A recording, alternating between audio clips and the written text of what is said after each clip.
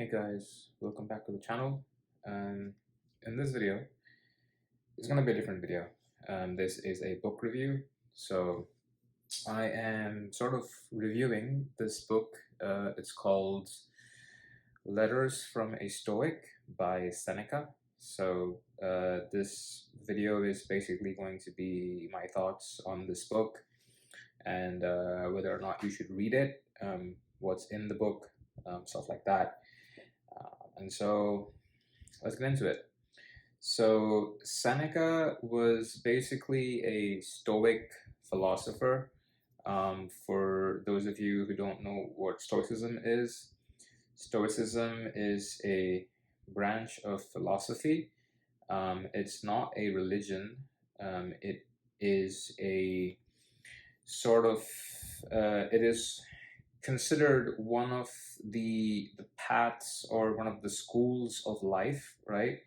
And Stoicism is basically based on the sort of ground principle, let's say, that certain things are out of your control and certain things are inside your control, and you should only focus on things that are within your control. You shouldn't really be focused on things that are outside your control because there's no point, right? So I suppose one of the most famous examples of a Stoic mindset was that of a merchant who lost all his cargo at sea because his ship capsized.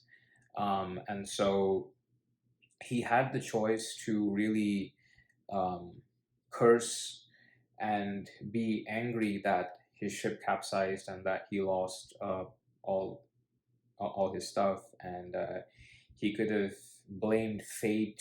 He could have been really angry and wondered why this was happening to him, or maybe he could have broken down and just decided to give up or something, maybe thinking that his luck was too bad or whatever, something like that.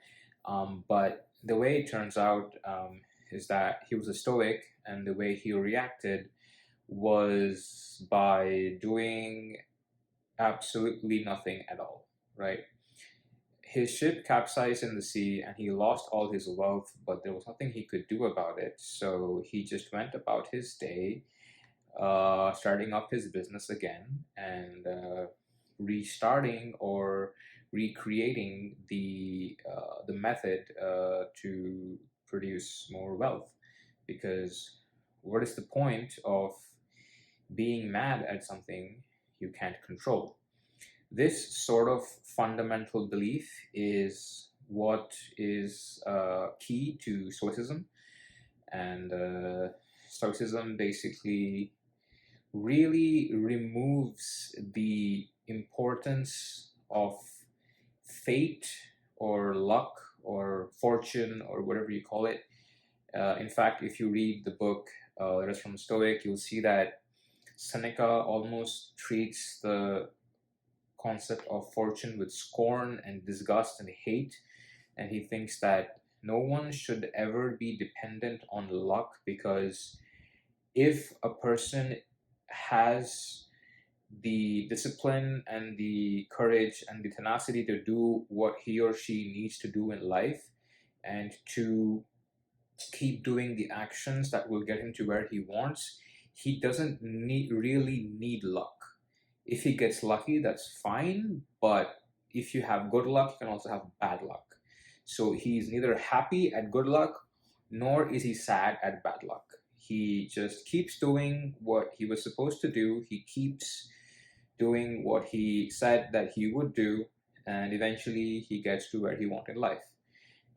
It sort of completely focuses on the part of the system that is within your control, which is essentially the part that is independent of luck. So that is kind of like the core, I think, belief of Stoicism. It's one of the many, but this is one of the core ideas of the philosophy and what it's based around. I think it's a very empowering idea, honestly.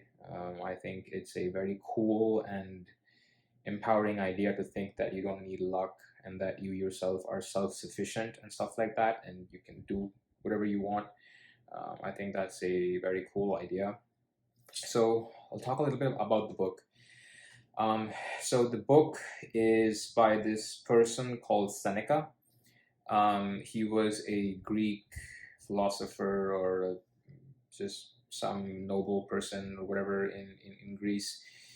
Seneca is not the most famous Stoic philosopher. I think the most noted name is Marcus Aurelius, who was like a king and a ruler and stuff like that.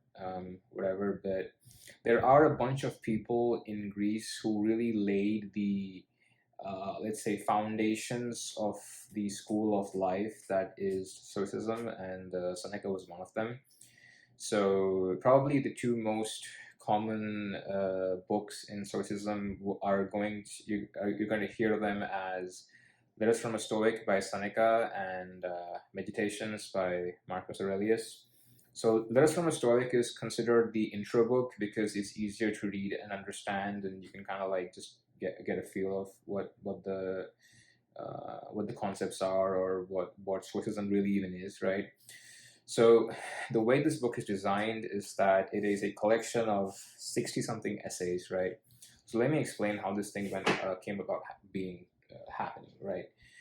So this dude, Seneca, he got exiled at the age of like 50 or 60, right? He got involved in a bunch of affairs, and I think the king at the time of when he was around, the current king of Greece or whatever, I think he had beef with the king, right? The king, the royal family or whatever, didn't really like him, and for reasons that may not have been just, but hey, who am I to judge, right? For reasons that were for whatever thing, he was exiled, right? He was exiled from Greece, and he had to go to an island or something and spend his last days. Over there at the island, he spent his time thinking and I guess like ruminating on life, and he sent a bunch of letters to his friend Lucilius, right, who was still back in Greece. And they communicated through letters, and each letter was basically a short essay on a topic, and it's basically like uh, someone ruminating on a certain aspect of life and then telling that to somebody else. And I don't know how long it took him to like even write these letters. And at the time of writing this stuff, it wasn't even supposed to be a book. It was just him talking to his friend. But I think after he died, somebody just got all the stuff together and like made a book out of it, and it's really good. Honestly, I think the quality of the stuff that is present in this book is insane, and you should definitely read it. Um, like, I'm not preaching that the stuff in this book or like Stoicism is correct or it is like the way to like live life or whatever, but there is like a bunch of stuff here that I think you really should read, and it's more of an outlook on life, if you will, more than anything else, right? So um, just so you get an idea of what the book is about, I'm gonna read out maybe one chapter from the book, just so you get a flavor of what it's like. So the first chapter is on saving time. Okay, so greetings from Seneca to his friend Lucilius. Right, I'm gonna start reading. Continue to act thus, my dear Lucilius. Set yourself free for your own sake. Gather and save your time, which till lately has been forced from you, or filched away, or has merely slipped from your hands. Make yourself believe the truth of my words, that certain moments are torn from us, that some are gently removed, and that others glide beyond our reach. The most disgraceful kind of loss, however, is that due to carelessness. Furthermore, if you will pay close heed to the problem, you will find that the largest portion of our life passes while we are doing ill, a goodly share while we are doing nothing, and the whole while we are doing that which is not to the purpose. What man can you show me who places any value on his time, who reckons the worth of each day, and who understands that he is dying daily? For we are mistaken when we look forward to death. The major portion of death has already passed. Whatever years be behind us are in death's hands. Therefore, Lucilius, do you grasp, do as you write me that you are doing. Hold every hour in your grasp. Lay hold of today's task, and you will not heed to depend so much upon tomorrow's. While we are postponing, life speeds by. Nothing, Lucilius, is ours except time. We were entrusted by nature with the ownership of this single thing, so fleeting and slippery that anyone who will can oust us from possession. What fools these mortals be! They allow the cheapest and most useless things, which can easily be replaced, to be charged in the reckoning after they have acquired them, but they never regard themselves as in debt when they have received some of that precious commodity, time. And yet, time is the one loan which even a grateful recipient cannot repay. You may desire to know how I, who preach to you so freely, am practicing. I confess frankly, my expense account balances as you would expect from one who is free handed but careful. I cannot boast that I waste nothing, but I can at least tell you what I am wasting and the cause and the manner of the loss. I can give you reasons why I am a poor man. My situation, however, is the same as that of many who were reduced to slender means through no fault of their own. Everyone forgives them, but no one comes to their rescue. I think that this was like a really good sort of post because it makes you sort of think about and understand the value of time, and you sort of realize what I was talking about in this post. I'm gonna read one more chapter because I'm biased and I really like this book. I love this book and the text. So this is just me, just more throwing more useful information your way. Just whatever. Buy the book if you like it. Don't buy it, but at least check this part out. I think this second chapter is like really good, right? The second chapter is about on discursiveness in reading. It basically talks about what information you should consume from what source and why, right? So just hear what this guy has to say about reading and the variety of stuff you should consume, right? Uh, I'll begin to read, right? Uh, Judging by what you write me and by what I hear, I am forming a good opinion regarding your future. You do not run hither and thither and distract yourself by changing your abode, for such restlessness is the sign of a disordered spirit. The primary indication, to my thinking, of a well ordered mind is a man's ability to remain in one place and linger in his own company. Be careful, however, lest this reading of many authors and books of every sort may tend to make you discursive and unsteady. You must linger among a limited number of master thinkers and digest their words if you would derive ideas which shall win firm hold in your mind. Everywhere means nowhere. When a person spends all his time in foreign travel, he ends by having many acquaintances but no friends. And the same thing must hold true of men who seek intimate acquaintance with no single author, but visit them all in a hasty and hurried manner. Food does no good if it is not assimilated into the body, and if it leaves the stomach as soon as it is eaten. Nothing hinders a cure so much as the frequent change of a medicine. No wound will heal when one salve is tried after another. A plant which is often moved can never grow strong. There is nothing so efficacious that it can be helpful while it is being shifted about, and in reading of many books is distraction. Accordingly, since you cannot read all the books which you may possess, it is enough to possess only as many books as you can read.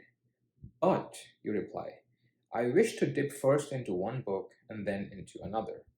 I tell you that it is the sign of an over-nice appetite to toy with many dishes, for when they are manifold and varied, they cloy but do not nourish. So you should always read standard authors, and when you crave a change, fall back upon those whom you read before. Each day, acquire something that will fortify you against poverty, against death, indeed against other misfortunes as well. And after you have run over many thoughts, select one to be thoroughly digested that day. This is my own custom. From the many things which I have read, I claim some part for myself. The thought for today is one which I discovered in Epicurus, for I am wont to cross over even into the enemy's camp, not as a deserter, but as a scout. He says, contented poverty is an honorable estate. Indeed, if it be contented, it is not poverty at all. It is not the man who has too little, but the man who craves more that is poor. What does it matter how much a man has laid up in his safe or in his warehouse, how large are his flocks and how fat his dividends, if he covets his neighbor's property and reckons not his past gains, but his hopes of gains to come? Do you ask what is the proper limit to wealth? It is first to have what is necessary, and second to have what is enough. Farewell. Yeah, I think this dude is an absolute legend. I really like his stuff.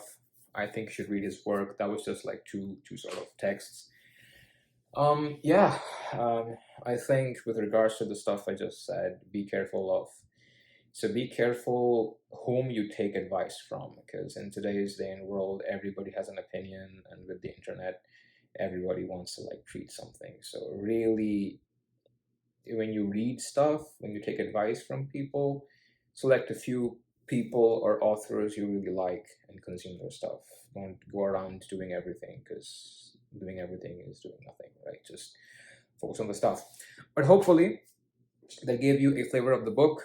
Check it out if you like it. I don't know, fine, I'll drop a link in the description from the book. I'm not sponsored or anything. I just thought it was a cool book. So check it out if you like it. Drop a like and subscribe. I'll see you guys in the next video. Hey, though.